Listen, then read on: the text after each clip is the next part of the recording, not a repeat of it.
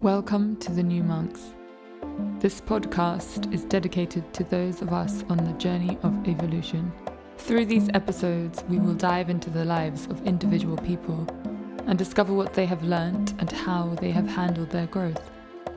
We believe that we all have wisdom to be shared with each other and can learn from listening to each other's stories. Please subscribe to our YouTube channel and Apple Podcasts, Spotify. If you feel like leaving us a review and sharing the love, that would be greatly appreciated. So this is just a heads up because, there's a lot of information that is coming to light at the moment, and through these episodes, each person is going to share a different side of that for them. Now, this isn't to say that every single thing that is shared here is going to be 100% accurate, It's just not where we are right now. It's just not the case of the unraveling and the disclosures that are being revealed to us. Obviously, things are always changing, and in one moment something can be so real and so true, and the next moment is completely shifted and changed into something else. This is the journey of evolution. This is the journey of ascension that we are going through right now. So this is just an invitation that your discernment is really, really important. As always, as usual, please take what resonates and leave the rest. Thank you. Hi, and welcome back to the New Monks podcast. I am Jay Muller, your host, and today I am talking to Ricci-Jane, who is the founder of the Intuitive Intelligence Institute, which I have been following for a little while, and those posts are really always just went straight to the core of what I believe this work and this journey is about. So I really wanted to speak to the woman behind that and discover more about her journey. So in this episode, we really just speak about how the past few years with 2020 really created a big shift for her to look deep within and to do the shadow healing, and as well as that, really allow her to take a wider perspective on what's going on in the world rather than finding ourselves in these boxes and in these polarities that sometimes aren't very helpful. And we speak a bit about her journey before that as well, and how she began the Institute. So I hope you enjoy this episode. Thank you.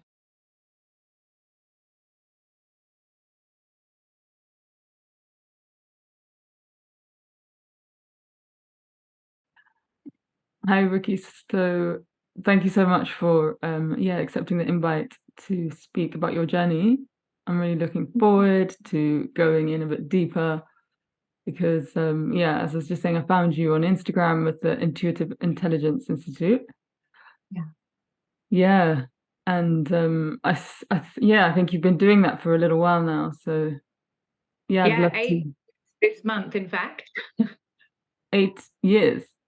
Yeah, this month. The Wow. institute was born 8 years ago, yeah. Amazing. Yeah. Yeah. So I'd love to hear more about how that journey unfolded and, what happened before that and everything. Wow. Well, yes, the institute is kind of new in terms of my spiritual life. I have the privilege of being raised by a mother who was on her awakening journey pretty much from my conception. So it was very normal for me to be thinking about spirituality and be exposed to different ideas. And so the other task of that is then as I reached adulthood, I had to figure out what was true for me and what was mine out of everything that I'd seen. But, I did my first Reiki training when I was 15, and I was studying transpersonal counseling when I was 20. And really it was so normal for me to be around people who channeled, and all of this stuff was just the backdrop of my life. So I didn't have to go through, I think, what a lot Mm. of us go through, of that kind of like questioning what is true. For me, that was reality. And so out of that, I had my own relationship with spirituality, from that time. But it wasn't really until my 30s, I think, that I decided I wanted to formalize that. And prior to that, I'd been an academic, and I thought I was going to go down that path and be, I'd done a PhD in creative writing, and I thought I was going to teach at a university. And lots of things led to that not happening, but instead the institute was born. So it feels like it all kind of was working out in a way that I didn't know about, but I'm glad that it did. So that's how we sort of got to that point of marrying my spirituality and my love of Mm. learning and academia, and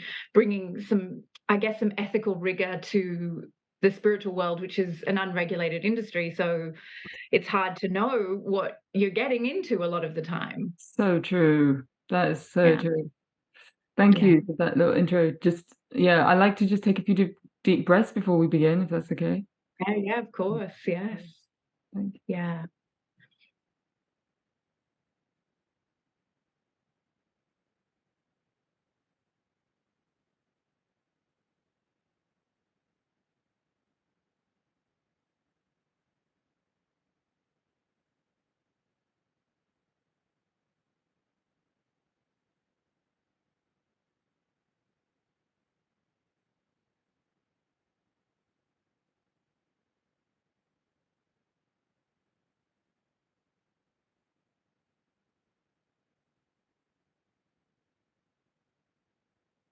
Mm. And then, yeah, if you could just tell us how you're feeling right now.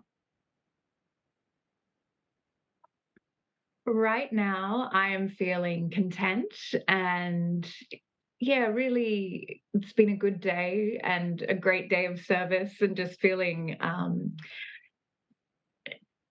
things quite intensely though at the moment. I don't know if it's like anything to do with the moon or anything, just to do with my own state of being, but everything feels very alive and very present. So I'm giving myself some gentleness and some space around that as well. So that's a bit of an insight to how I'm feeling. How are you feeling? Yeah, I'm feeling good. I feel like there's also the Lionsgate thing as well. I don't know if that's part of it as well. Yeah. Um, yeah, I like what you said about content. I feel like I'm falling more and more into that as time goes Mm. by, just like really being present. Yeah.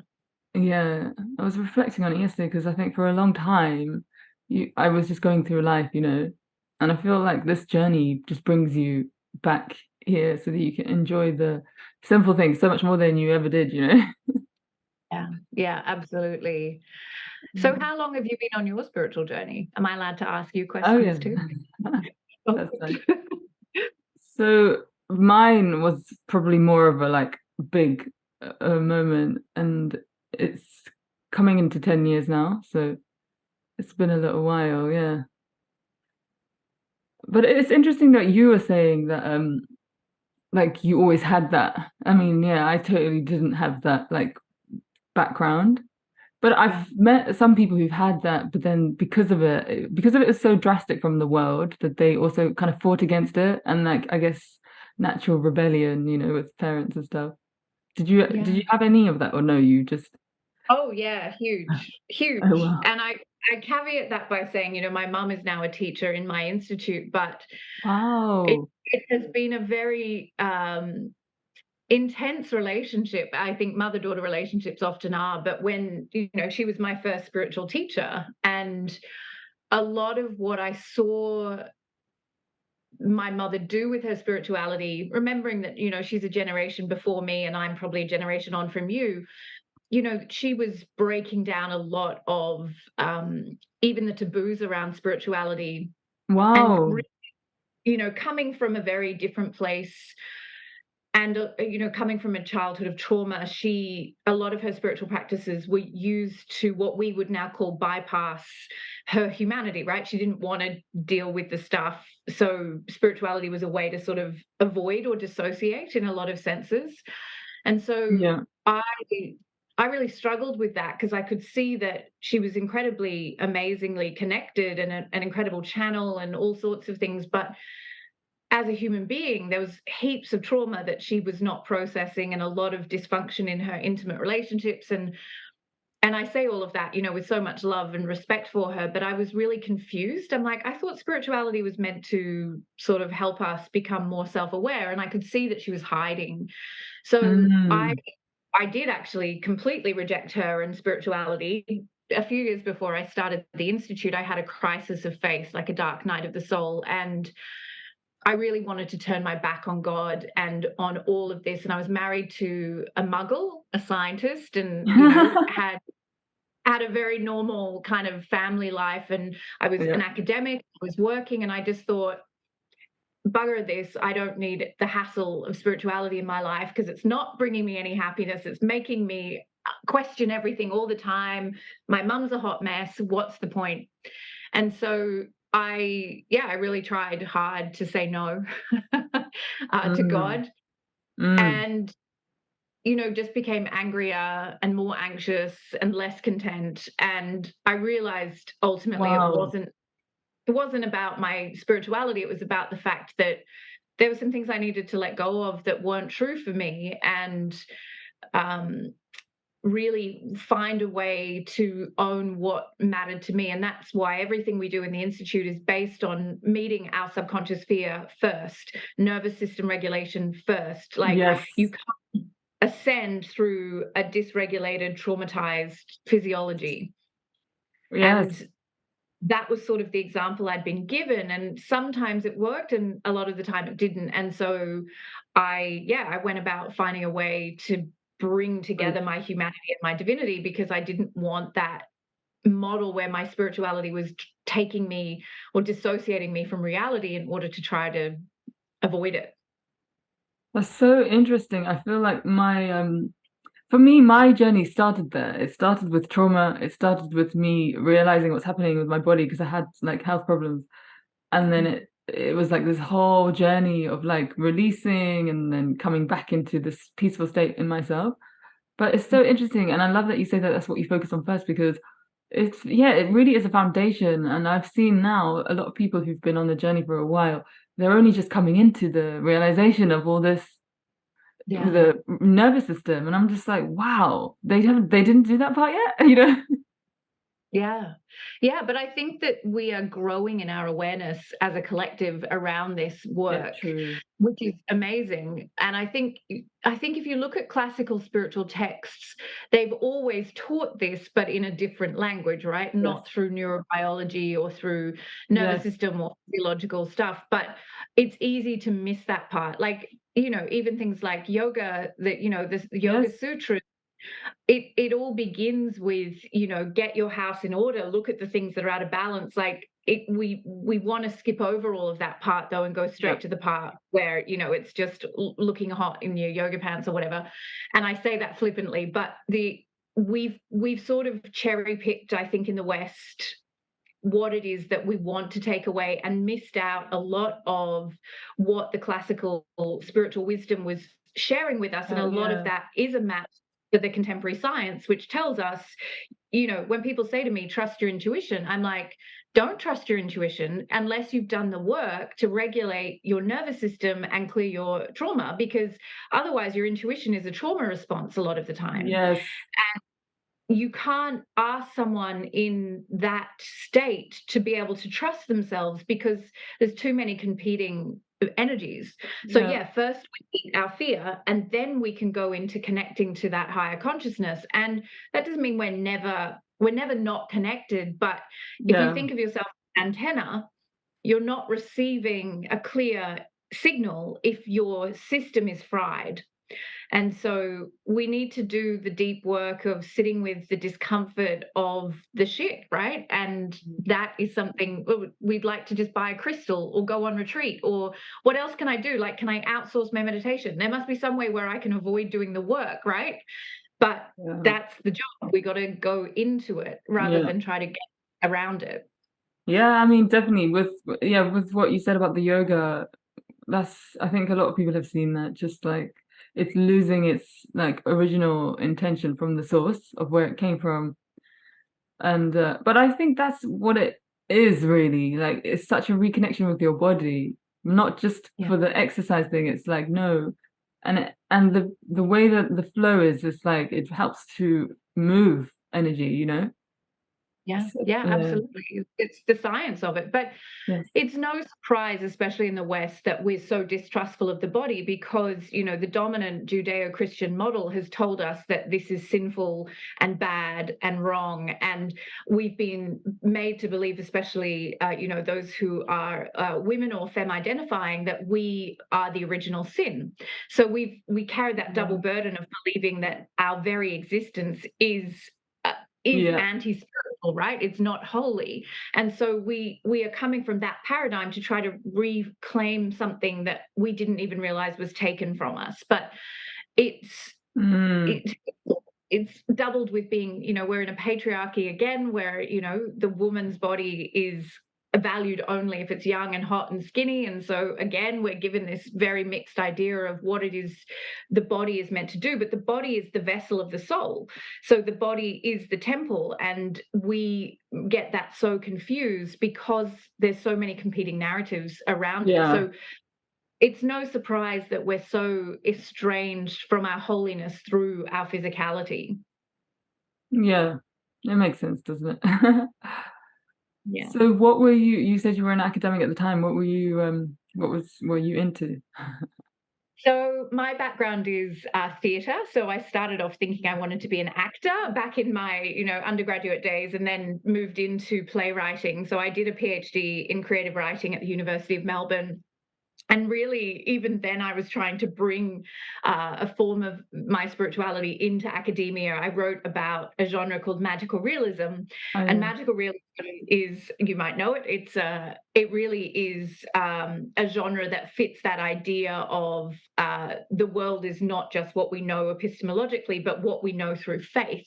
And it often comes out of cultures where faith is more valued. So South America and other places where we're not just in this kind of evidence-based reality. Again, the West is very much about we need evidence or we're not going to believe it. But we are Yeah. ontological beings, we make meaning that is bigger and different to just evidence. If everything was based on evidence, we wouldn't do stupid things like drink alcohol and smoke cigarettes and eat foods that are Oh, not good wow, for us, yeah. Yeah. you know?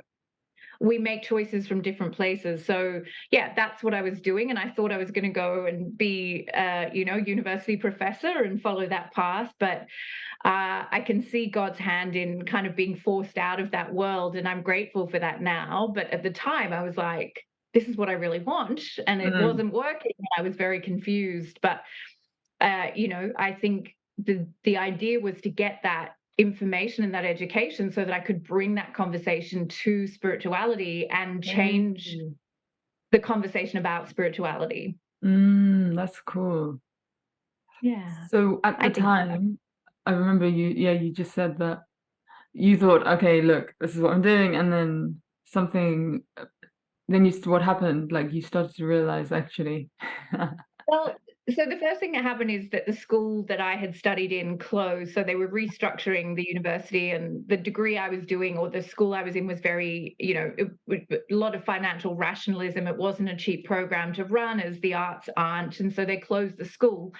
And that was my first insight to how much universities are based on nepotism and, like, who you know. And suddenly all the people that I had studied with and had grown close to were no longer employed. And there wasn't the work there for me because I didn't have those other associations. And so I didn't find the kind of work I was looking for. And, I was able to go on to do other things in research that were really interesting, but not my passion. And at the same time, I was continuing to, study my spirituality. I was developing my intuition.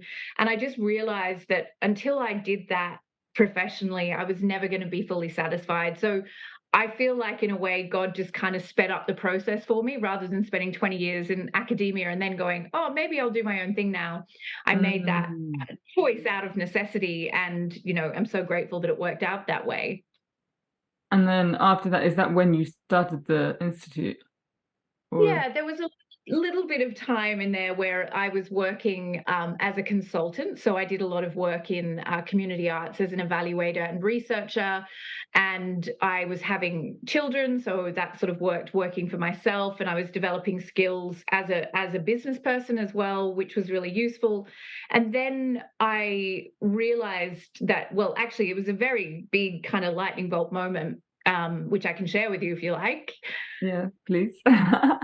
So I go back to my mum again. So my mum called me one day, and this was when I was in that, spiritual crisis, and I was, working as a consultant, had a young child, was pretty unhappy in myself, and she called and she said, Mm. "I've just been diagnosed with Alzheimer's." Oh, wow. And in that moment, her life flashed before my eyes, and I saw all the efforts that she'd made to start her own spiritual business, and how at times she'd got really successful, but she'd always sabotaged herself because she had this unmet trauma. Yeah. So I said to her right then and there on that call, we'll go into business together, we'll start an institute together. And basically, my vision was, I'll do it for you so that you get to finally have, if your brain is going to go out like this, I'm going to give you what you never could give yourself. Now, luckily, that was a misdiagnosis. And in fact, it Wow. turns out that she probably more likely had memory loss caused by Trauma. depression and other things that were, trauma related. Mm. But yeah, I did go into business with her and my sister. And a year later, I fired my sister and my mum from the business. And I just realized that actually it was my vision that I was fulfilling, and I needed to do it on my own. And Wow. luckily now, my mum, as I say, does work for the Institute. But that was 9 years ago. And it was Mm. one of those moments again where it looks like everything's going to go wrong. And in fact, it brought me back to life. It brought me back to my faith. It brought me home. And it was like all these angry, anxious, stressed out parts of myself that were all over the place and so fractured, in that single moment just came back together. And I was like, this is my purpose. Mm. And everything from that moment, just like the Institute just grew exponentially. It was like we could do no wrong. It just grew and grew and grew. And I was like, okay, I get it. Like when you line up with your purpose, with your dharma, everything flows. And, it hasn't been all smooth sailing, but certainly I recognize that that was such a powerful divine intervention to get me onto my path. Mm. Wow.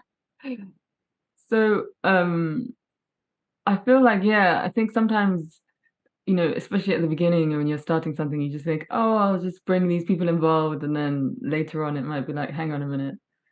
It's, or, it just becomes clearer where your direction is going.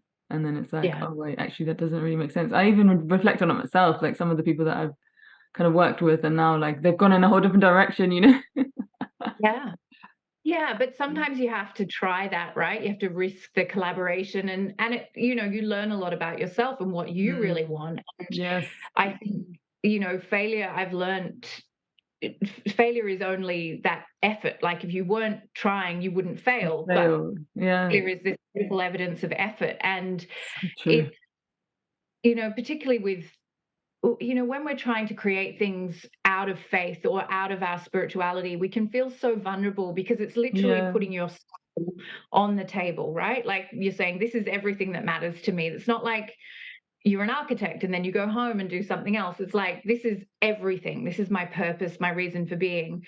And it can be so much more intimidating if you feel like that's being rejected or you're not getting the traction. And it takes a lot of different kind of energy, I think, to be a spiritual entrepreneur or be a person who is speaking about a big mission in regards to their faith, because you're putting your whole self into the work. And if that doesn't work, it can feel like Yeah. you're not, right? Yeah, I think it's quite similar to being an artist. Um, Yeah. yeah, Yeah. similar thing. So, Yeah, absolutely. yeah, you said that, yeah, you were married at the time. What happened? Because it sounds like there was like a big shift in the relationship as well. Yeah, I mean, that actually came a few years later, and in fact, my husband at the time was a huge support. Now, he isn't a man of faith, Yeah. but he's one of the kindest people that I know, and I think Mm. I've always looked for those qualities rather than what you say your faith is, because often a lot of people talk a good game but actually don't live it. And he was very, I guess the word is tolerant of what I was doing. And, I went to him with a business plan and I said, this is what I want to do. I will be working less as a consultant. I want to spend more time growing the institute. Will that work for us as a family financially? And I really wanted him to take it seriously, and he did. And because of his support, I had that kind of financial backing where it was okay to earn less for a period of time, and that was enough to get me where I needed to be. But I think ultimately, the relationships are always complex, but I think ultimately there was a mismatch in the vision of our lives, because I feel very purpose driven. I do feel like I've been given a mission from God, and for a Yeah. lot of time that meant being away from my family, traveling a lot, delivering a lot of training overseas, and interstate, and I was away from the family unit a lot. And for him, that was the thing that really challenged him. It wasn't what I was doing, because he didn't really care what I was doing as long as I was happy, but the fact that I feel, and I do feel, that I if God asked me to walk away from my children, from my family, from my partner, I would do it. And it's it sounds potentially for some people like that's a really cruel thing to say, but that is my primary relationship. It's with God.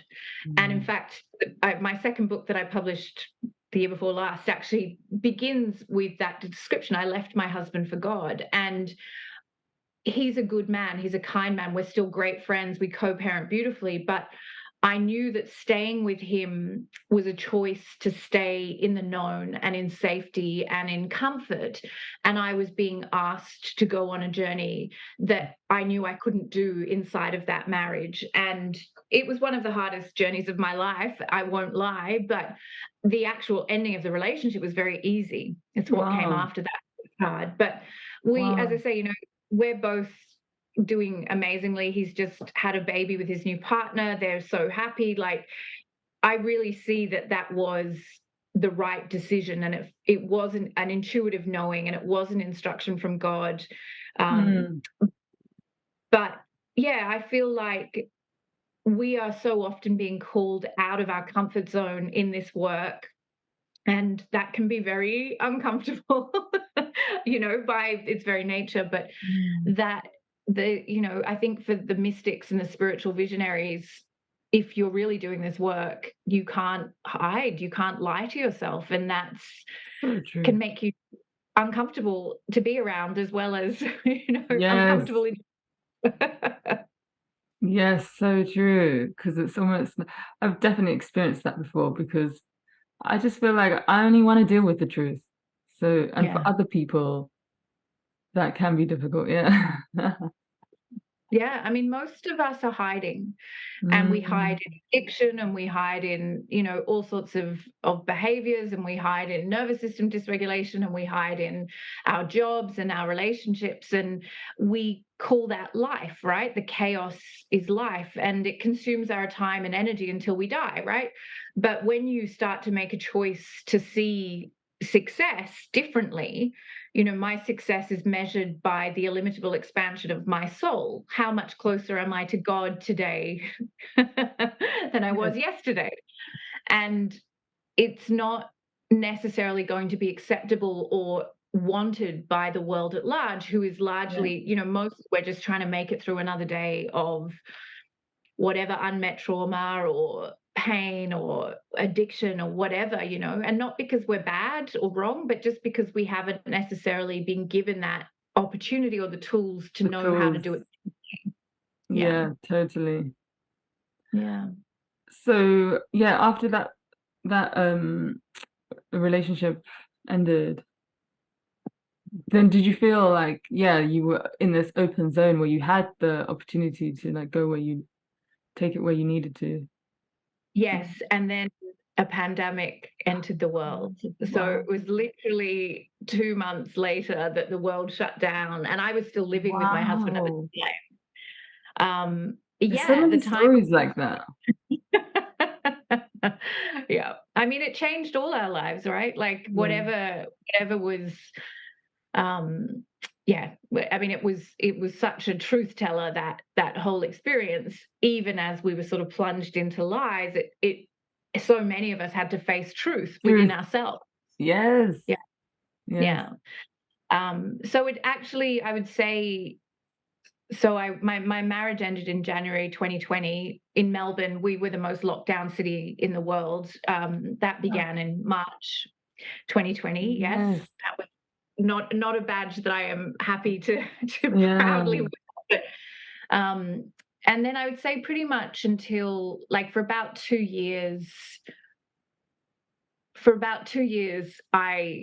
I went into another dark night, and it was not what I was expecting. Right? I was like, okay, God's orders are, leave the comfort of this marriage. You're being called into the next phase of your evolution. I'm like, it's going to be amazing. It's going to be retreats in Bali, and it's going to be fun, and it's going to be so great. And everything shut down. So my business, which was a retreat model business, we did all of our training delivery, or large parts of it, in retreat model all over the world. I had to figure out how to run a business online. I had to change everything. I had to do that while grieving the end of my marriage and supporting my children and homeschooling them, and um, the chaos that so many of us had to go through. And it also had a really big impact on my business as well, financially. So all of the sense of, what I could rely on financially was changed as well. And so it was hard. And it was, I would say, really only at the end of last year that I feel honestly like I came through the other side of that. And we talk about surrender all the time, right? And in spirituality, this idea of surrender is the gold. That's what we're supposed to be doing. But I don't think I'd really understood it until the events of the 2 years. And I'm really proud of myself for making it through. But if you ask me, at times I'm not sure how I did it. And I think that is potentially the difference between those of us who have faith and those of us who don't. It's like, your faith, it's when nothing is working, do you still have faith? Can you still hold on to something? And it was an initiation without question. It's just, I thought I knew how it was going to look, and I had no idea. Mm. Yeah, I feel like life is a constant lesson in surrendering. Just when you Yeah, think that it's just like, hang on a minute, try yeah, now, or yeah, exactly. And that intimacy with self, I love that I'm constantly surprised by myself and unlearning myself and meeting myself in new ways. And it takes courage. It takes so much courage. And I think, the pandemic for all of us was that opportunity. And some people could take the offer and some people couldn't, but if you were the same person at the end of the pandemic that you were at the beginning, then you weren't paying attention. Oh my word, I love that. Yeah. Like, it should Yeah, change you. Shit should change yeah, you, right? yeah, totally. Yeah. Yeah, and it's interesting that you said it only the end of last year, because I feel like, yeah, it's been a slow progression of like catching up with ourselves and realizing like how it's affected us and how long it's taken. Yeah. Yeah. Hugely. And even, the psychologically, that understanding of how, when a crisis occurs, everyone kind of rallies and can join together, and there's this sense of like, we're going to make it through. But when that crisis never ends, you get so fatigued and overwhelmed, and then that Yes. despair comes. And I know a lot of people have written about that, and the way that that played out, across the pandemic. But it really was, eh, for me, just such a sense of meeting my own bullshit. And I think that's the thing, is that there were so many things that I thought I had figured out that I realized when all of the distractions were taken away, I hadn't met those things. I just distracted myself from those things. But that's amazing. It's amazing when you can just realize and then do the work, you know? Yeah. Eventually, I resisted for some time, I have to tell you. Yeah, I definitely went into hiding, and, I'm very honest about I have, a history of addiction, and I'm very honest about that, because there's no point me saying, "Hey, I'm a spiritual leader, and I'm gonna pretend I'm perfect," because 'cause I'm yeah, not, and, yeah. there was definitely a period in there where I felt like I was losing myself to that addiction, and for me, that's alcohol. And it was so easy and convenient, and everyone was encouraging us to drink our way through the pandemic effectively, especially in Australia. We have a really shocking drinking culture. And there was definitely a period in there where I felt myself losing a grip on what really mattered to me, and I couldn't find the motivation to show up to my devotion, to show up to my practices.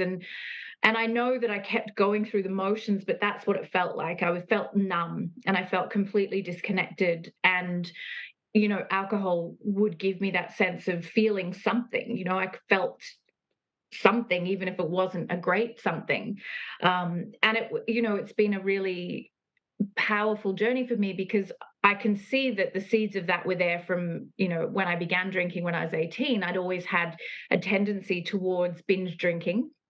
And that was, again, that feeling of getting high, which I've seen a lot of spiritual people as well. Addiction can often be something we journey with because we're seeking, I want to feel big and expansive and connected, and substances can give us that in a really false way, right? A really temporary way. But as I got older, and I think even the success of my work meant that the stress was, I wasn't necessarily dealing well with the stress of it. And so it just, obviously the pandemic was a big thing, but I think Mm, it showed all those places that I was in hiding from myself. And so, I can happily say now that I pulled myself out of that, but it took massive, massive change in, everything, in the sense of the things that I thought I could rely on. Even in my spirituality, I really couldn't. And for me, I went in deep into my yoga journey. I became a yoga teacher at the end of last year, which was, again, largely just like, I need an intervention. I need to give myself something. I'd always practiced yoga, but I wanted to go deep into the sutras and the philosophy and the pranayama and all of the other elements of it. And it was a lifesaver for me. And it's like I just needed to do something differently. And mm, that combined with a whole bunch of other things was one of the greatest gifts I gave myself, was to, change the neural pathways and the response that I was having to the world, because I don't know how I could have done it otherwise. But again, like, I had to have the faith in myself. And I think mm, that's why addiction is so destructive for so many of us, because we don't have that foundation of faith. I'm just gonna mm. turn my heater off. It's just gonna make a little beep noise. Forgive Oh, me. fun, yeah. It's getting nice and warm in here. Yeah, it can be really tough because it's the patterns that we've learned and we've been doing it for such a long time. And even Yeah. when you become aware of it, then it's like, okay, I see it, but then it's like a constant reminder, a constant, attention to the detail of like, okay, I want to change this. Like every time it happens, and every time the thought comes and Yeah. yeah. Yeah, and self-awareness is not the same as self-realization, right? So we Mm. can know our triggers, we can know our, the things that we're likely to be more vulnerable to, but it's not the same as having the capacity to take action at that time, right? So I think we often fall into the trap of thinking, if we know what the problem is, then we'll be all right. Mm. And again, that self-awareness is, it's part of why things, in my opinion, like talking therapy, can be great, but it doesn't take us far enough, because we need to Yes. create a state change. You need to change the state of being, Yes. not just an awareness of, okay, here's all the shit. Mm. now I have reasons and excuses as to why I can continue to behave that way. Like, no, we need to actually then create a better version, Mm. and that better version already exists. Like, you are Mm. God. You are already infinite, unlimited consciousness. You've simply forgotten. So, what can we do to bring that remembering into an action?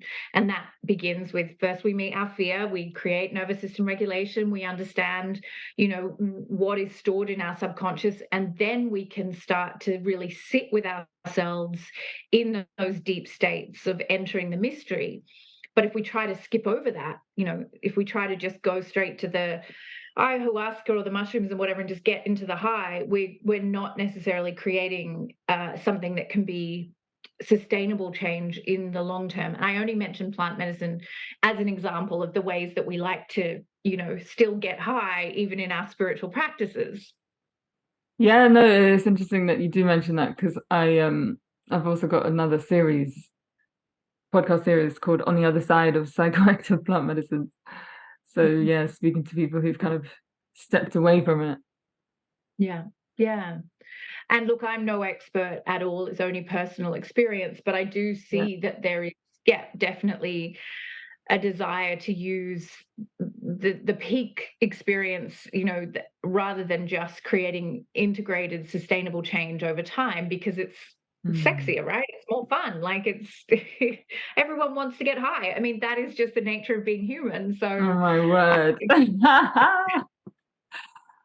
Love it. yeah, Wants to get high. Yeah, but I feel like as well as you kind of mentioned it before, it's actually the our natural state of being is this expansive, you know. So yeah. in a way, we're just seeking for that what we already are, but because of all the layers and conditioning, it's you kind of need to break into it, you know. Yeah. And I think why things like plant medicine work is that it shows you who you are beyond all the Mm, conditioning, but it doesn't mean that you get to stay stay there, right? there. Yes. And then you have to work out, well, how do I replicate that without the plant medicine? So what do Yeah. I need to do? And then, of course, by the time you do that, that becomes your new normal. So it's no longer a high state, it's just your normal state. And Yes. then maybe something's gone wrong because I don't feel high. It's like, actually, that's the point. You're meant to integrate it so Hmm. you live at a higher frequency, and then it is Yes. going to feel just like life. Yeah. Yeah. Because we adapt and we adjust. So, I mean, that's really cool. It sounds like you did a lot of shadow work, healing the shadow during this past few years. And I feel like when it happened, like that was the one thing that came to me, like this is the opportunity. This is the opportunity for all of us to do that. Because there were so Yeah. many shadows that were coming out in the external world and collectively. It's such a reflection. Yeah. But did you find that some of it was related to what was happening externally in the world, or was it really just like quite personal? Well, I mean, in the way I understand it, there is no difference between the internal and the Separation, yes. outside. So if I'm seeing it in the world, it exists within me. Yeah. And you're right. It was this huge purging of the collective unconscious, right? All of the darkest, most scary things, the fact that we pretend that we have freedom, but ultimately we don't Yes. actually have any freedom, to sit Yes. with that Oof. truth and to know how to be able to work with that. I mean, that takes huge courage. And I think, as we've mentioned, majority of the people on the planet have not even been told that they have an opportunity to work with that Yeah. stuff. So Yes. yes, I feel like for me the external was a mirror of the internal, absolutely. And the ways, I mean,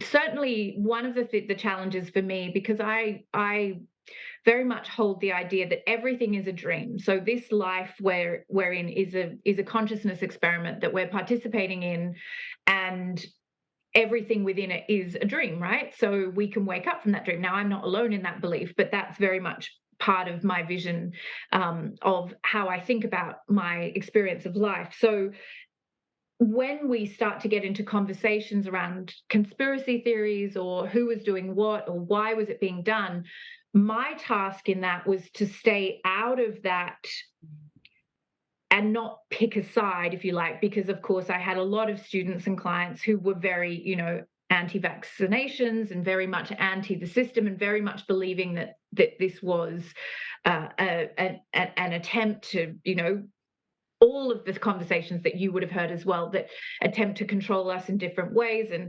And my task felt very much to be not neutral, because I'm not neutral about any of it, but to keep directing my attention back to the truth that this is a dream that I am dreaming, and I am dreaming it as one because there is only one consciousness. That is the first law, the law of mentalism. All is one, and all is created at the level of mind. So if I'm seeing it in the world, I have to be carrying that wound inside of me. So Mm-hmm. my job's to meet the places in myself that holds that fear and that shadow, and not to yell at the world and tell it's wrong, because the world is simply a dream. It's a manifestation of our collective woundedness, right? So it didn't matter to me if Bill Gates, I don't know if I'm getting in trouble for saying that, was, peddling, these vaccines to keep us mind controlled, or if it was, the World Financial Organizations. It was irrelevant to me, because it's all a dream. The good people and the bad people, Mm. all of it is a dream. It's not like there's no hierarchy in a dream. It's all an illusion. And so I dealt a lot with, I think, supporting my students to navigate that, and how to live in a world that felt like it was asking you to become tribal in your warfare and your loyalty. So I wanted to try to say, okay, what can we share of understanding here, rather than saying you're bad because you got vaccinated, or you're good because you got vaccinated, right? What is a deeper conversation that we can be having?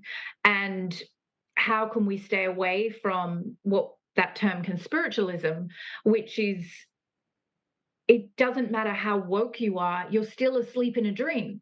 So you can be the wokest person in a dream and you're still asleep. So what are we really trying to do? We're trying to wake up from the dream. And that is when we remember that we are the dreamers. And we can dream differently if we make a choice to dream differently. And that doesn't happen by changing things at the level of matter. So I don't know if that answers your question, but that's very much where I was navigating my Mm. own sense of responsibility, as a spiritual leader, as Yes. someone that I'm listening to. There was a lot of fear and a lot of fear mongering, and there was a lot of finger pointing, and there was a lot of like rejection, and a lot of warfare amongst Mm-hmm. spirit. And I was like, Yes, okay, so first, true. that's the biggest sense that Mm. whatever this might be has won if we're fighting, right? Yeah.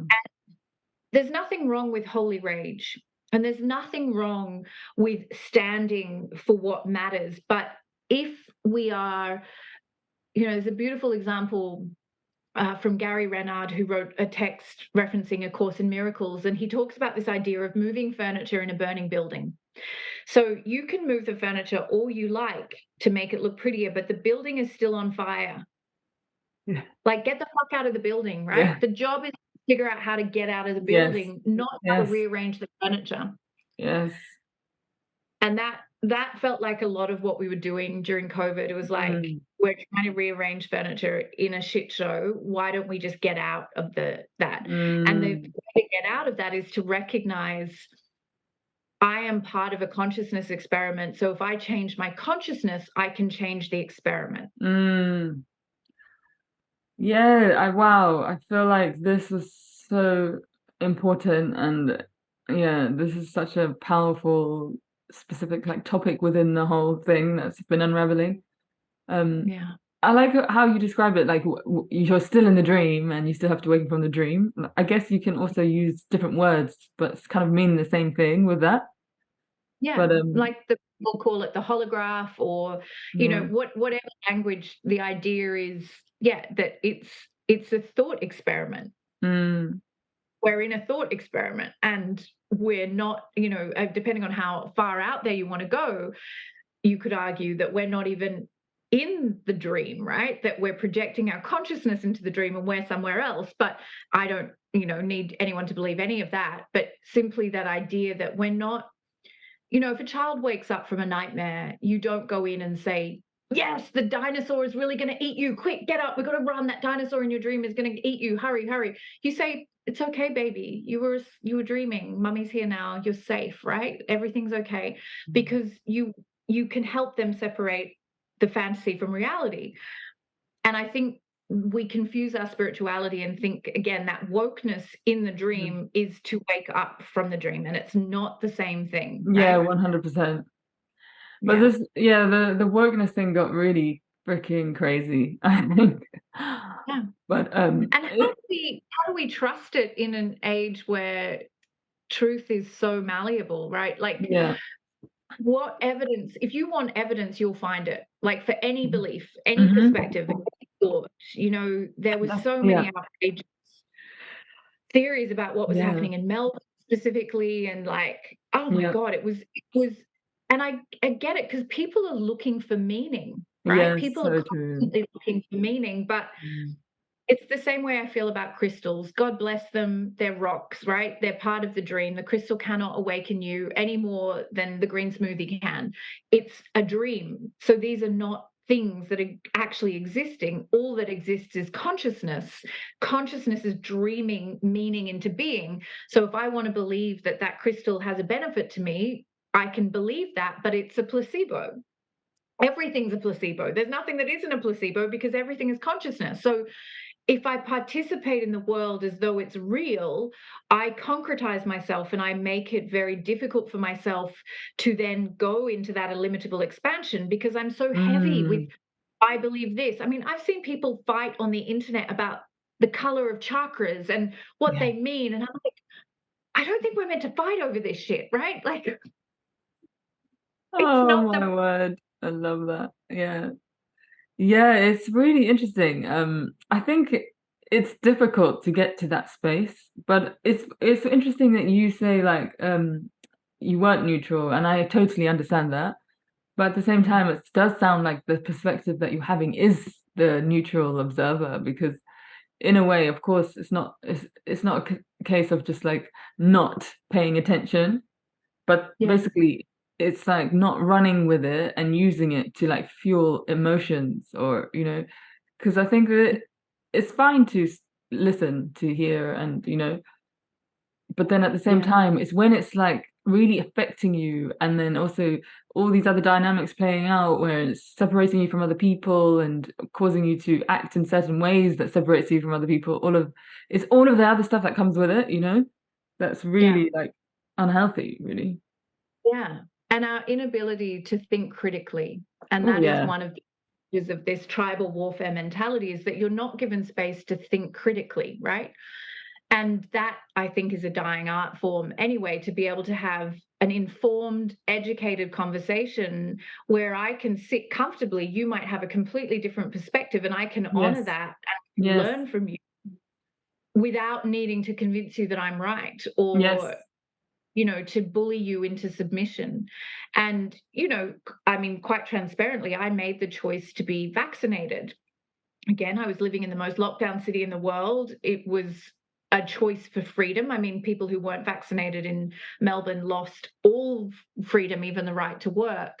And I made a decision to go ahead and get vaccinated because I wanted my freedom as much as I could have it within a lockdown city. And so when I made that choice, even though I have never been vaccinated for anything else in my entire life, I've never had a travel vaccine, I've never had, nothing. I went into that vaccination holding the intention that it was like I was being injected with the most pure God-given serum. Like, okay, if I'm having this injection, I'm going to receive it as though it is a miracle blessing to my body, and I leave no space for the possibility that it could harm me. And that was just my intention, right? And there have been studies done, like, we know that mobile phones create, things that mess with our brain, and that if we're holding them to our heads, it causes problems. But if you receive a call from someone you love, the effect of that Mm. frequency is lessened. Yes. Because love is a higher frequency. So I was like, right, okay, I'm going to do this thing. It doesn't fit well with my ideas of how I would normally treat my body, but I'm being given pretty much no choice if I want to go outside my house, which I really do need to do. So I'm going to receive it as a blessing. And I had no negative side effects. Now, I'm not diminishing the very real trauma that many people still live with to this day from vaccine injuries, but I think that it was really important to me to show people, and I received a lot of hate for getting vaccinated because a lot of spiritual people were very anti it. But again, I was like, I did the research. I knew what kind of vaccine. I knew there were choices. I waited until the one I wanted was available.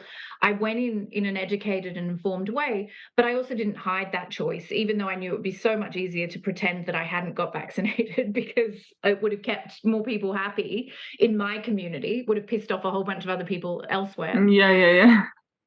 But I really wanted to be that demonstration of, okay, this is a choice I'm making in full consciousness with education behind it, knowing that if the world was different, I'd choose differently, but this is what I'm choosing.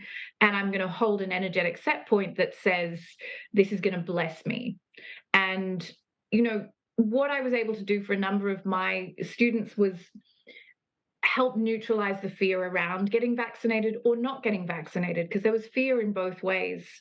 And really, this became a symbol not of vaccination, right? But a symbol of, am I fear dominant or love dominant? Like, do I perceive the world as a constant threat and a trauma to me, or can I actually start to perceive everything of God? And that is Mm. harder, right? Because logically you'd say, well, no, there's a heap of stuff that is not of God and it's terrible, Ricky, and I'm allowed to be pissed off by it and all the rest of it. But if Mm. we're all God and we're dreaming the dream, then everything is of God in the dream. Now, just because we've got free will and we've done some really stupid things with our free will doesn't mean that it isn't of God, right? We're babies learning about consciousness, we're experimenting, and we're left to our own devices and we don't always make good choices, but it's still of God. And if we Mm. happen to blow the world up and it all starts again, so be it, right? We'll start another experiment and learn a different way. What did you say? If we happen to blow the world up? Yeah, like if we ruin it all and we all die, Yeah. we'll just, it's, Mhm. I think we take it all very, very seriously. I mean, that's And very true. yeah, the worst case Yeah. scenario is that we all get wiped out and we're going to start again. Mm. And I hope that doesn't happen. And I think we've got a chance, but Mm. I I think that is not a perspective that we generally sit inside. We take ourselves very fucking seriously most of the time. Mm. Yeah, it is true. Yeah. Yeah, interesting. I mean, yeah, it was such a polarizing thing like during the it's so Yeah, strange reflecting back on it because it feels like everything was so intense, you know? Now yeah. it's like a whole different energy. But yeah, I think yeah, you were saying about like everything is God. It's really interesting, but ultimately I think it all just depends on like your where you're choosing to go and what you are choosing for yourself, like now in this moment. Because Yeah. I don't know, I think that things aren't always so black and white. There's always nuance. And I feel like that's Mm. something that's really uh forgotten a lot of the times with the conversations. And yeah, it's like yeah, we're all God, you know what I mean? Like ultimately, when you can come into that like understanding, I feel like it definitely bridges all these weird energies and emotions and everything. But at the same time, it's not to just close your eyes and just, think everything's fine because it doesn't work like that, we're still here No. in this reality. Yeah. Yeah. And the way that I think about that, and I think that's such a beautiful point, is yes, it's a dream, but it's a Mm. necessary dream, right? It's Mm. the space for our evolution. So we either take the offer of this beautiful dream and evolve, or we don't. And we reincarnate a million more times until we figure it out. But you're right, it's not an opt out. It's not like a Yes. reason to say don't show up, right? It's Mm, the fact that it's a dream means that we have power within it, a power mm, that a lot of us don't want, but it is also the necessary illusion to support us to wake up. So the dream is the tool to wake us up from the dream. So if mhm, you don't engage and you just sit on the sideline and say, well, if it's all a dream, well, fuck it, I'm just going to get drunk and like whatever and make whatever choice I want because who cares? It's a dream. You're failing to take your part and you're failing to act in faith, which is, I am an important, vital piece of this collective dream. And not one person gets to evolve in isolation. And we forget that. Again, the first law, all is one. We're all going together or we're not going at all because there is only one consciousness. So if I let others be harmed or if I fall into apathy or hopelessness or cruelty, then I am failing to act in good faith, that I mm, have a part to play. And my part is to take responsibility for my shadows, for my fears. Like every time you sit down and meet a subconscious fear, you're lightening the load for the entire planetary consciousness. mhm, Every time you stay home and you stay in fear, you are burdening the planetary consciousness. Now, for those of us who have awareness, that responsibility gets even bigger because 90% of the planet has no fucking idea that they have even an option in how to engage. mhm, The majority of the planet doesn't have enough food, let alone, am I God? What's the deeper meaning of life? They're just trying to figure out how not to die or how to keep their kids alive. So if we're born into the privilege of spiritual freedom, financial independence, in a place where we're not in danger from warfare or by, the color of our skin or the nature of, our gender at birth or our religion, if we're free of that persecution, free enough, and I know that's a degree, I am a very free person. I'm very fucking privileged. My job is to not squander that privilege, mm, right? I have a bigger responsibility than the majority of the planet. And mm, that's goes to exactly what you're saying. This is not an opt out, it's mm, a reason to be mm. involved. Yes. Like, I got to do this because I'm not doing it just for myself. My service is my medicine. My Mm, medicine is my service. So when I free mm. myself, I free others. Yeah, totally. I feel like yeah, this phrase just came to me. It's like the past few, it's just been wild, and it's like how do we make sense of the world, really? Yeah, Because yeah, everything was just thrown out everywhere in all directions. yeah, yeah. And I think that Mm. trauma is still like, even though, as you say, the world's moved on, and that's evidence of how adaptable we are. Yes. But I think that trauma Yeah. lingers in our collective psyche, Yeah. and also that uncertainty, because if it happened once, Once. it can happen again. Yeah. Totally. And, I think for so many people, they've just gone back to the status quo because it's the known. And then for those of us who were truly Mm. disrupted by the experience, there is again that sense of we need to not squander now, because just because the sun's shining and people are traveling and there's, all these things are happening again, doesn't mean that, like, it's that idea of take nothing for granted. Like, take nothing for granted. And I think we spend so much of our lives on autopilot that we Mm. take a lot for granted. Like exactly what you're saying at the beginning, like presence is the Mm. antidote to that apathy. Wow, yeah. Yeah. The yeah. Wow, I forgot what I was gonna say now. We're covering a lot. Yeah, no, it is a lot, and yeah, that's what I was gonna say. I think a lot of people don't like you also keep saying the tools, they don't have the tools to even know that the trauma is still lingering from the past few years? Yeah, Yeah. absolutely. Or that there are productive ways to work with that trauma. And I'm not, again, talking about a traditional therapeutic model, although that has its place, but that there are ways that we can create safety to move that. But again, you and I doing it individually or gathering with a group to do it creates a ripple in the field, because the third immutable law, everything is but a vibration. When we shift something within us, we are shifting it in the collective. And I think, again, what motivated me to get through my dark night during that time was that realization that I was not in isolation, that my actions were not just my choices affecting my life, but I had too much knowledge at that point to hide from me, and the fact that everything I do, and the more I do it with consciousness, the bigger the impact I have, right? So that's why when we sit with a great awakened teacher, you can feel how much their energy influences everybody else's energy. Yeah. And we're always influencing everybody's energy, but when you Mm. get really masterful at that, you get Mm. you get immediate karma, right? The Yes. second you sit in your fear and you try to, oh, woe is me or whatever, you feel the repercussions of that so much more Yeah. quickly than someone who hasn't started the journey. Yeah.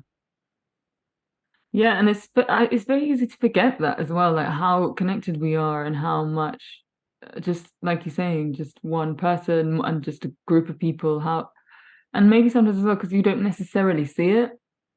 We don't see it. And that's Yeah. it. Quantum physics has been telling us that we're energy for the last 100 years, but we still teach Newtonian science to our children, Oh my right? word. So Yeah. we we are fields within fields within fields, and we are, you can go to the hardware store and buy a device that will read your electromagnetic field. It's not freaking spirituality, it's science, but we still behave Yes. like we're not influencing each other constantly with our energy. Now, when we go to the quantum physics level, we understand that even though you and I are on the other side of the world in different time zones, because we have a shared intention and we've put our consciousness in the same place at the same time, we might as well be sitting together, right? Because that is how energy works. It doesn't know distance, it's acausal. So we have that capacity to influence beyond even the immediate physicality of those we come into contact with. And that is very fucking exciting. But again, we don't teach it to our kids, even though it's evidenced, it's Hmm. in the world, it's Yeah. been about for so long, because I think it's that perception of ourselves. I'm not sure that we want that kind of power. And with Mm. power comes the responsibility, right? Responsibility. Yeah. Yeah. Yeah, Spider-Man was right. Yeah. And the thing is, I think individually we're slowly stepping into that responsibility, but yeah, it is a lot, isn't it? But I think eventually it doesn't feel like this huge thing because it's just become second nature, you know?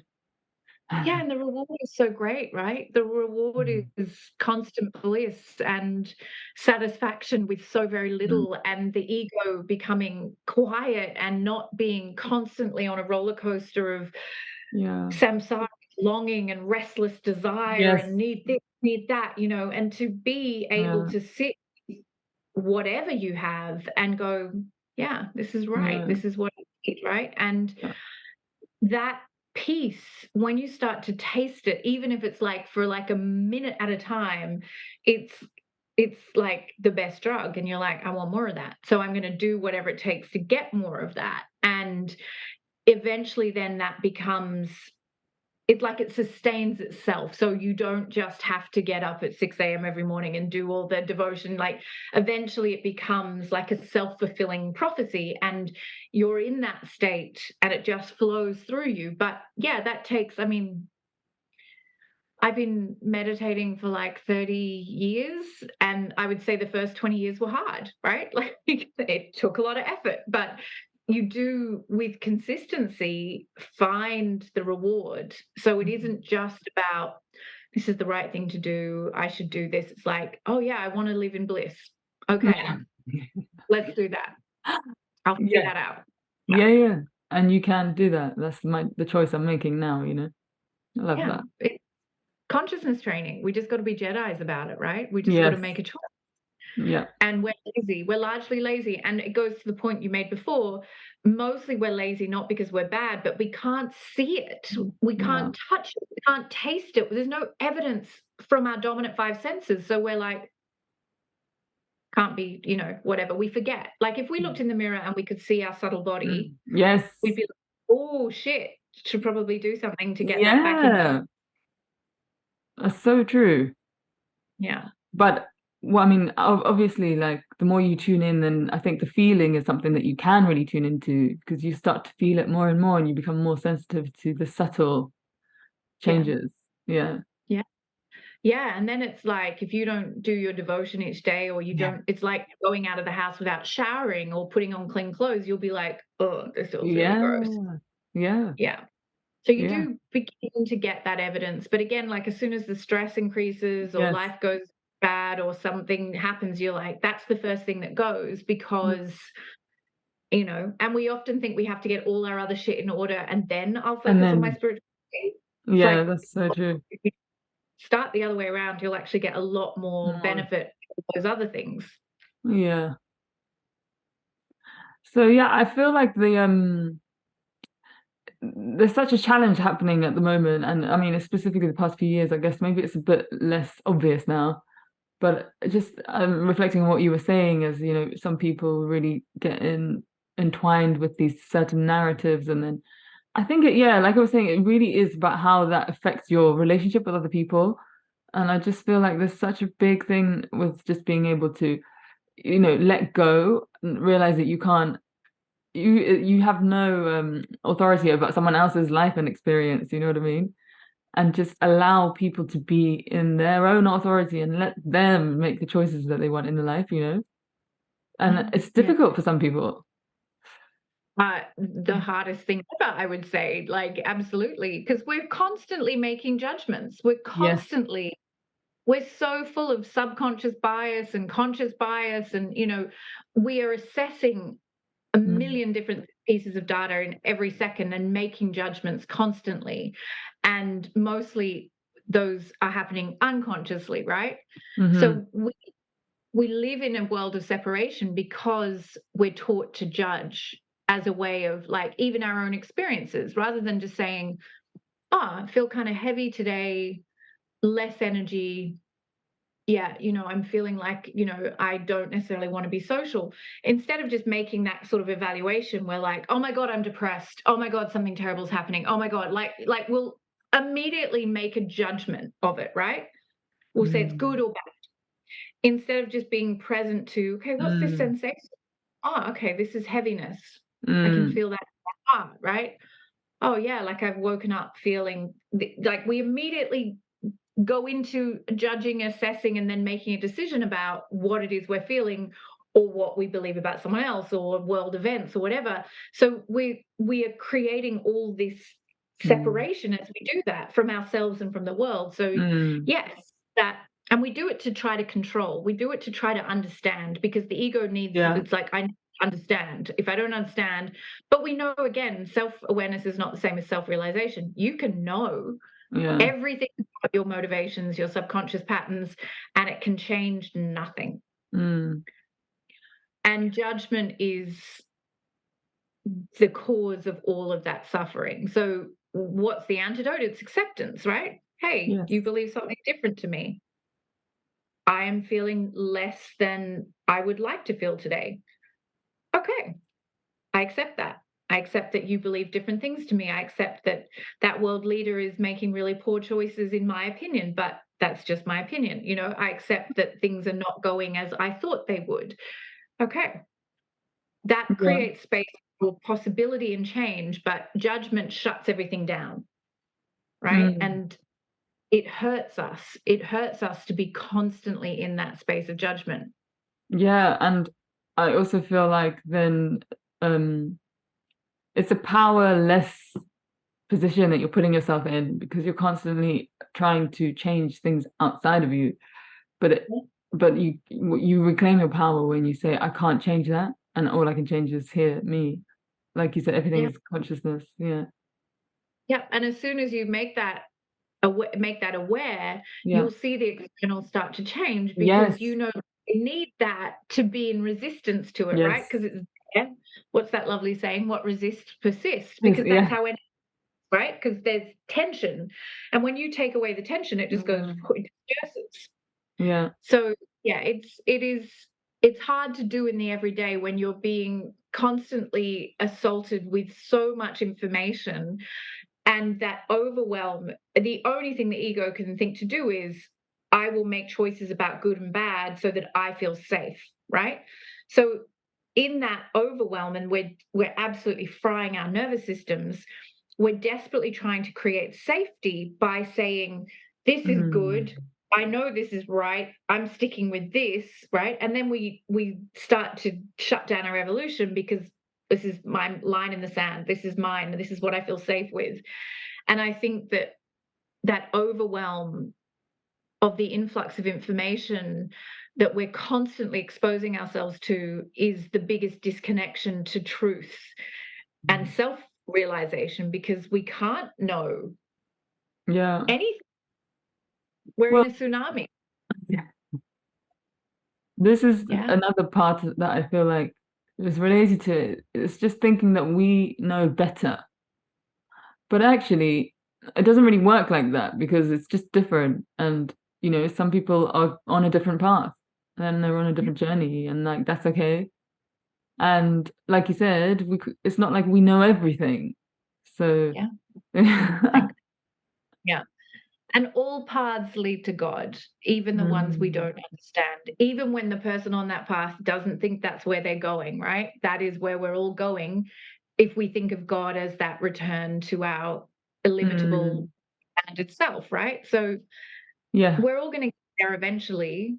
And Mm, the more we allow others to take their own path and be the yeah. demonstration. I talk about this a lot in the Institute of, like, if you want to change the world, be the demonstration, Yes. not the soapbox, right? Just be what you want Mm, to see in the world. And yes. that is Yeah. how you will create more of it. Mm. Yeah, I feel like that it's so difficult for us to do that, I think, just to yeah, allow other, accept just that acceptance really. Yeah. And yeah. And I feel like that's throughout these past few years, like especially within the spiritual communities, there's been this like yeah, this fear and this urgency, like, no, oh my word, like we have to take this direction, like. And it's so contradictory to that what you just said, all paths lead to God. You know what I mean? Yeah. But I don't know why somehow we just find ourselves sometimes, and it's like you can have that in the 3D world with what's happening, but then at the same time, even if you know a lot, you can still be carrying the same fear of like, no. Yeah, yeah, absolutely. And we're just projecting that onto each other to avoid sitting with our own discomfort, right?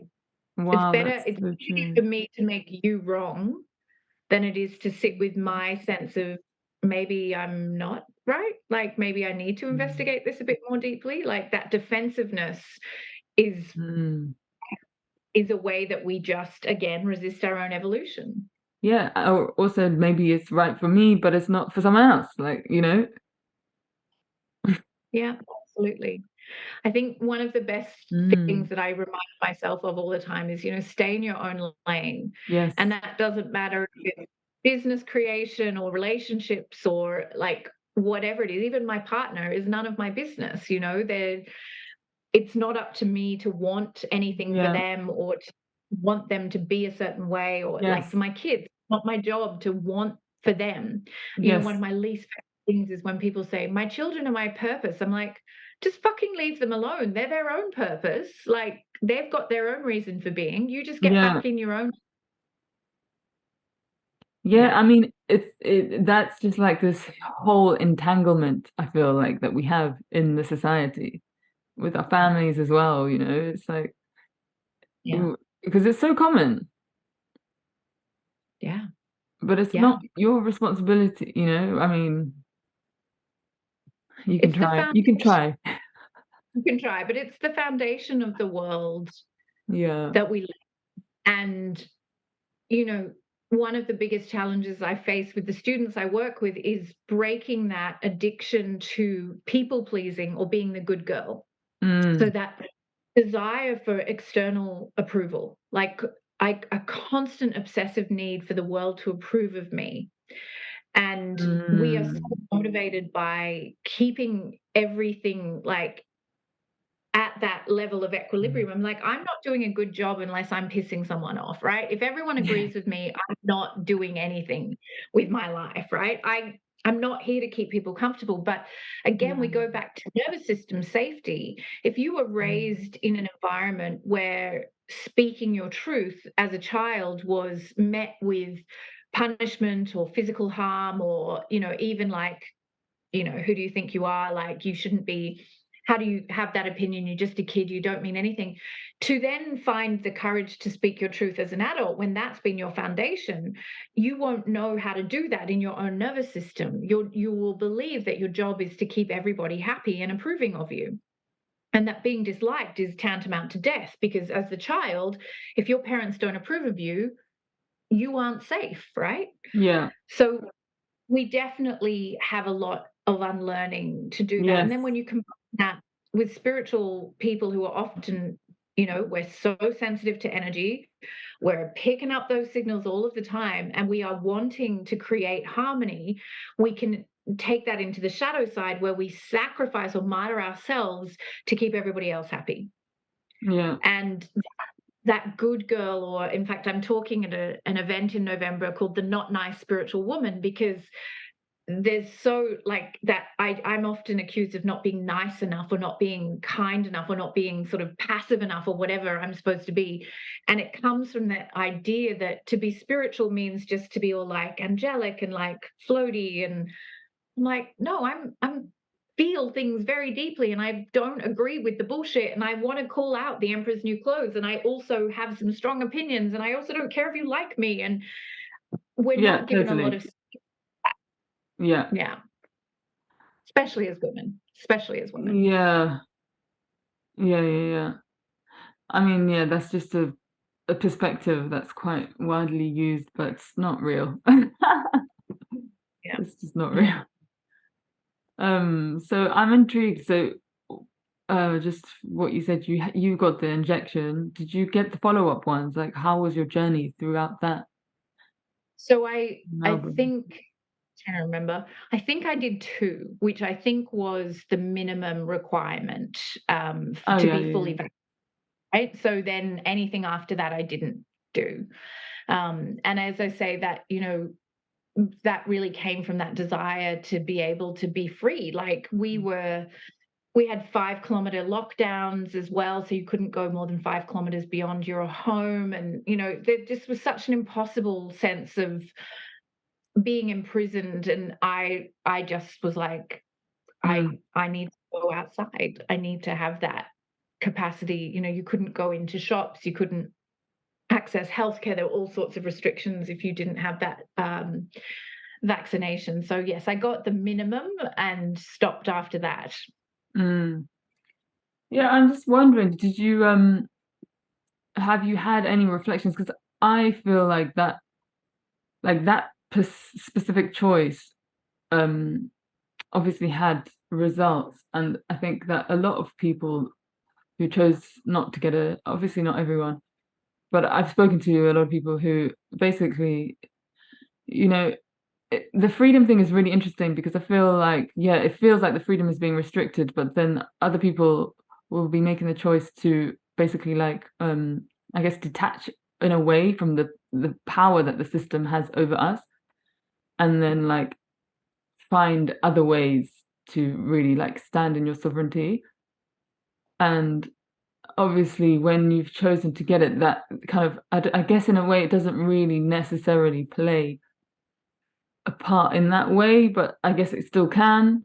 I don't know. I'm just wondering how, because maybe you've seen that happen like during that period of time, and maybe after as well. Like, have you had reflections and?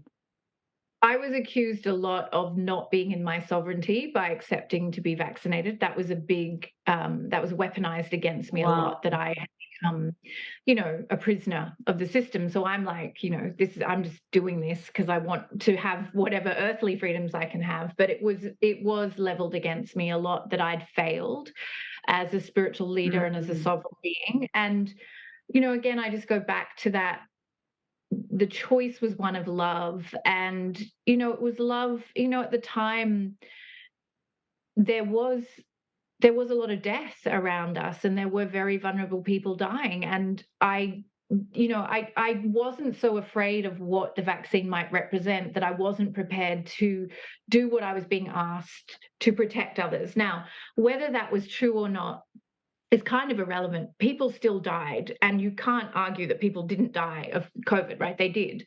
And whether they had, comorbidity factors or not, I think there was a sense of humility in being willing to do that, even though, yeah, I didn't want to put it in my body. Of course I didn't. Like, that wasn't my first choice that day.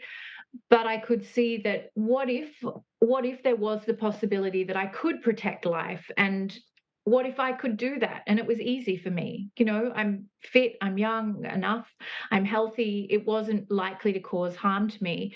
And I know that for every word I've said, there'll be 1,000 Yeah, arguments yeah. against. But again, the choice came down to, is it fear or is it love? If I don't get the vaccination, is it a choice of fear or love? If I do get it, is it a choice of fear or love? And I knew I could go into that in that neutral way and be like, this is a choice for love. I'm not going to let it harm me, because energetically I'm more powerful than that. So that's where the sovereignty piece plays out for me. I'm not sure I'm answering the question, but I felt, yeah, very much like, for me, not getting the vaccination and perhaps accepting the consequences of whatever that would mean. I mean, I worked for myself, so it wasn't like I couldn't go to work or whatever. That would have been a choice for fear, because I felt like I would have been trying to keep a whole bunch of people happy, because the louder voices in my community were anti-vaxxers. And I Okay. knew I was making an unpopular decision, right? And I know that Oh. people feel that I let them down. I know that I lost people from my life because of that Mm. decision. So I made a less popular decision, and I made it Oh. in good faith, right? So to me, that was a measure of my sovereignty. Is like, I wasn't doing the popular thing amongst my community. Mm. Even, I'm talking my own mother and sister who did not get vaccinated, right? So in my own family, I was being told that I was wrong. So it wasn't like it was just out there, people on the internet. It was within my own family. And Yeah. it still felt like the choice that I needed to make, and so I made it. Are they also in Melbourne or no other places? No, they're in Queensland, Oh, which is fine. north and warmer, and there's a lot more people who were or are anti-vaxxers in that Okay. part of the world. It seems it's more like I mean, we'd say it like a hippie enclave. There's a lot more people who would identify as being outside of the system, and Melbourne is a much bigger city, and I guess a lot more kind of cynical and a lot Mm. more science, if you like to generalize in that way. But we also, we talk about this. Melbourne experienced the pandemic in a way that no other city did, and we suffered in a way that no other city did. And I think, again, it's that thing of, you can't know what my experience was, so don't judge Yeah. me for it, right? Yeah. You Yeah. were living in a different part of Australia and not experiencing what I was experiencing. So I think to say you did the wrong thing in any case Yeah. is us again going into that tribal warfare, which just Yeah. helps us defend our own decisions. Like, Yeah. I don't Yeah. care what you did. Yeah. Yeah. Totally. And now moving forwards, like I just feel like, as you kind of mentioned before, we don't know what's going to happen. Something might unfold again. But Mhm. I'm just wondering, like, have you had any like reflections on that kind of like sovereignty, and with specifically with relation to like the government? Because I just feel like it's such a big theme that's happening at the moment. I honestly want to say, and I don't mean this in an unkind way, but we are full of shit if we think we're free, because none of us are free, Ooh. right? None of us. Mm. Like, honestly, where do you go to be offline and off grid? Like, you Mm. have to go far, far away. And Mm. that also then means usually leaving the systems like healthcare and social safety nets and other things like that. So I think a lot of this is, again, moving furniture in a burning building. If you're on the internet, the world governments know who you are. If you spend money digitally, electronically, you are known. There is no actual freedom in the way that people are trying to suggest they have. And do I see that as a reason to become hopeless and despairing? No, I'm like, okay, this is the collective dream that we've dreamt together. Why did we dream it? What are we going to do about it? Right? Accept this is the way it is. And then in that acceptance, I can find all of the darkness and the fear within me and I can meet that. But am I going to go around Pollyannaing it and pretending that I have freedom? I just lived through that pandemic. I know I don't have freedom. I don't want to pretend to myself that the choice to be vaccinated or not vaccinated would have given me any kind of freedom. It didn't. Everybody suffered. And I think what I would like to do is sit with the discomfort that the collective consciousness has created a prison as our reality. Why have we done that? Like, why have we imagined, if we could dream anything, why did we dream this? And that's much more interesting to me than trying to argue for what would I do next time. I'm going to do exactly what I'm told to do because I'm not actually an anarchist, and I want to protect my children. And if I'm part of a government that's making choices, I'm probably going to follow the line of the government because it will probably keep me out of jail and then I can protect my children and feed them and clothe them and love them, right? So I guess it's just what level of illusion do I want to play in? And then I want to keep teaching myself and everybody I know how to attain that freedom within. Because when I know how to be free within me, it won't matter what's happening externally because that freedom is mine. It cannot be taken from me. Mm. I don't know if that answers your question. Yeah. Yeah, it's very interesting. um, if you have that perspective, how are you moving forward? Like, I guess you said now, it doesn't mean like this is like doom and gloom.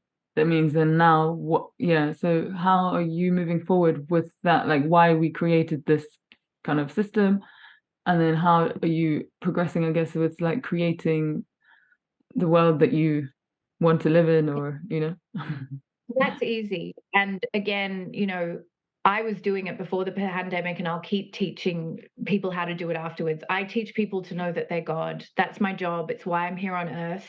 That is the key to our freedom. And I was doing it before and I will keep doing it to the end of my life because that's my mission. And that is the only way that we attain any kind of freedom from the dream and the nightmare of suffering and separation. And Mm, again, it's really interesting because when the pandemic started, I was accused of not doing enough to actively, like, whatever, like resist the system. And mm, I just said, my work is not trending. I'm not suddenly jumping on a bandwagon. I have been given this mission. I will keep being on this mission for as long as the mission is mine to complete. And that mission is the key to my freedom and everyone else's. So I don't change anything.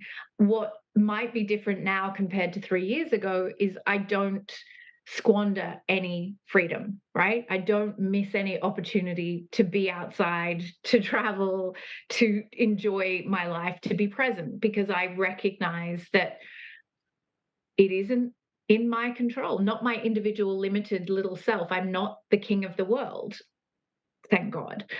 And I'm going to make sure that I don't miss anything, any opportunity to be alive and fully present. mm. It's very cool that you were doing that before, and that it's always a consistent. Yeah. I don't know any better way. And it doesn't Mm, matter what the world throws at us, that's always the answer mm, to me, right? And the answer is going to be different to you and it's going to be different to someone else, but this is my purpose and I'm not confused about that. And that is what allowed me to get through my dark night and keeps me moving towards my own version of truth. mm. And yeah. So do you? I don't know. Like, it makes sense with, obviously, I feel like I resonate because obviously the biggest work you can do is the internal work, and it changes the outer world, the reflection. But do you see any ways of like the system that we have created, like this dream, changing through that? You know, like how I hope so. And I think, this is the thing that we understand about consciousness is that 100% of the world doesn't have to wake up, but we need to reach a tipping point, right? That's the idea, that we reach a tipping point where enough consciousness becomes awake that we create that ripple that can bring us into whatever that homeostasis that's so sorely lacking in the Mm, world now will be. But I'm equally prepared for the possibility that we're just going to blow the fucking shit up. We have active war all over the world. There's nuclear power in the hands of people who are really, really fucking dangerous, excuse my language. Like, there's a good chance we're going to break this beyond all repair. And that's an experiment in and of itself. So I'm not attached even to the idea that will we figure this. I mean, we've had so many iterations of human civilization and we're going to have so many more. And right now, if you really want to go there, you and I and the rest of us are also occupying multiple different universal consciousnesses. We're in a multiverse, right? So we're having all kinds of different iterations of this experience of this life. So I'm not going to be overly invested in trying to solve the problem of this one, because maybe the solution is that we take it to the point where it can't be repaired, and that's the solution, right? Again, I'm not trying to be flippant or casual. I have children. I deeply care about them. I don't want the world to be blown up, but I'm also not going to be naive to think that if things keep going the way they're going, is it going to go well for us? Like, mm. I don't think so. Yeah, But I exactly. know that doesn't change anything about what I'm going to do. I'm not doing what I'm doing with a guarantee of a certain outcome. Mm, I don't know what the highest outcome is. I'm not God in full consciousness yet. I'm working towards it, but there's a far greater power that is orchestrating all of this than me. So I'm not going to assume I know what the best outcome for us is. But I do know, if I keep doing the damn work every day of awakening my consciousness, that I'm doing the mm, best I can to contribute to something better. mm. Yeah, and maybe it will become clearer through that. I mean, how else will it? Yeah, and if not, we all get to go back into infinite, unlimited consciousness and be back in a bliss. Like, okay, Mm. So that's how not did the. you sorry? I just said that's not the worst outcome. Gotcha, yeah. Yeah, I mean, yeah, well, it's interesting. It's very interesting. It's like playing this idea of us thinking that this is just getting attached to like what's good and what's bad. Like, ultimately, is this polarity. And what's real and what's not real, and Mm, all of it. And mm, yeah, I mean, I don't walk around in my daily life like thinking in these terms. This is that freedom that I have to have these big philosophical conversations. But like, if my child got sick or somebody I love died, that grief and pain would be real. I wouldn't be like, oh well, they're in a better, higher consciousness now.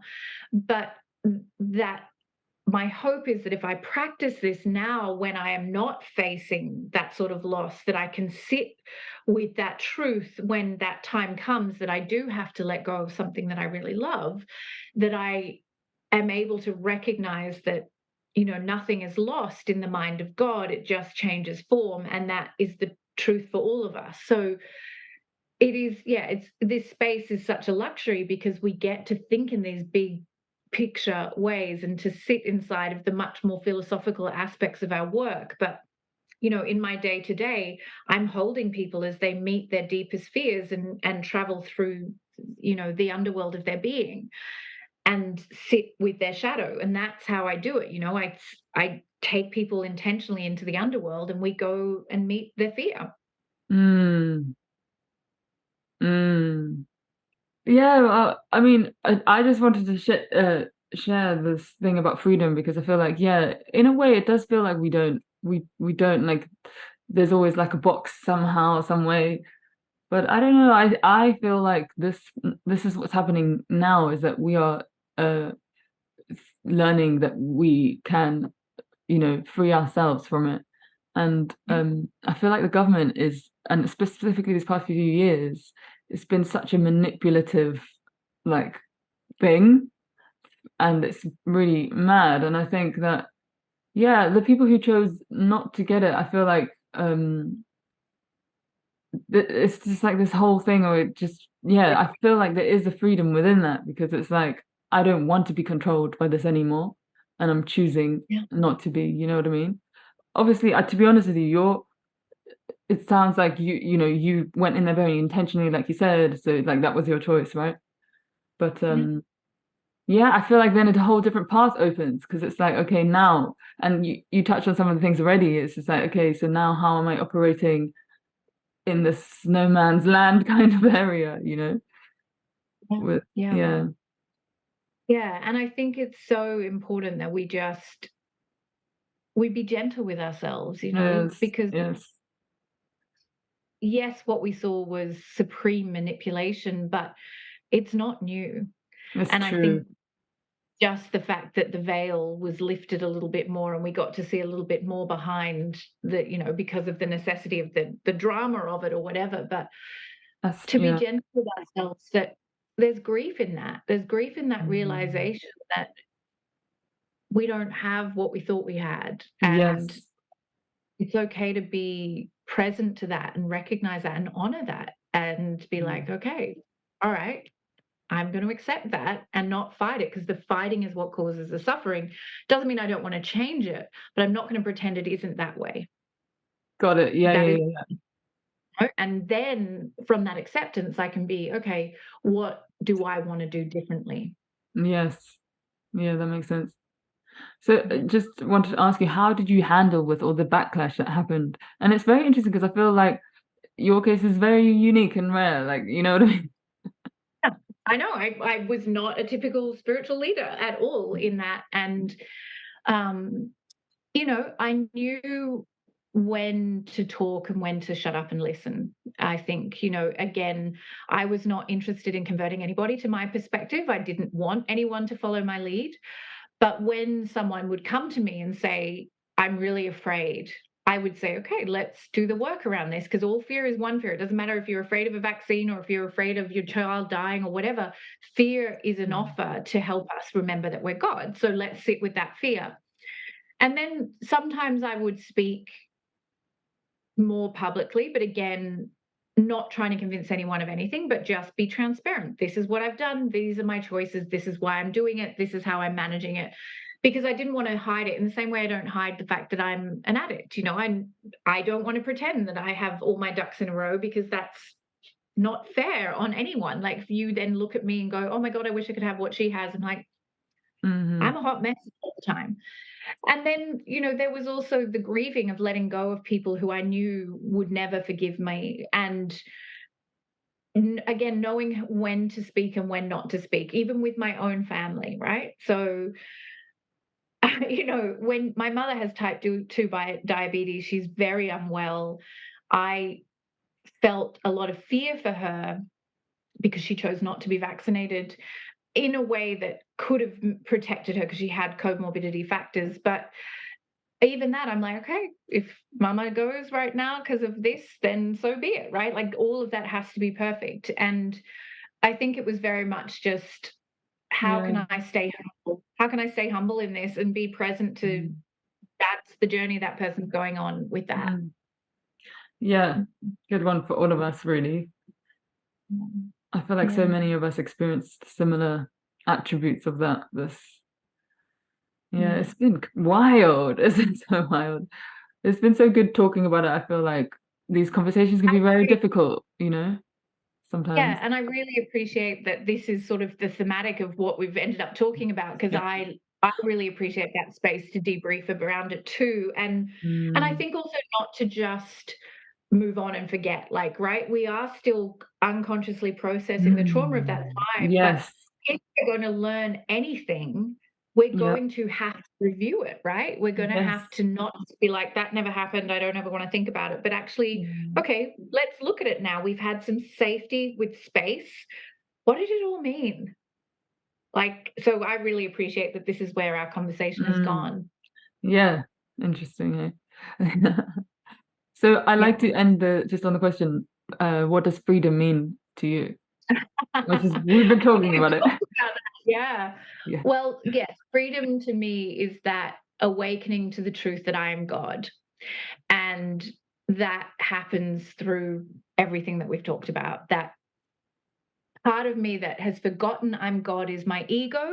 So the more I awaken my truth, the less the ego can dominate my life and the freer I am. So then everything that is right in front of me is welcome, right? And that's freedom. Mm. Amazing. Thank you. Thank you so much. Yeah, I've really appreciated this conversation. Yeah. Yeah, likewise. You are a true original, my darling. Thank you. Yeah. Yeah. Yeah, I hope it all goes well with the institute as well, and yeah, keep on doing it. I will I will keep on doing it, and thank you for finding me. Yeah, thank you. Bless. Have a good Yeah. evening. Thank you, my darling.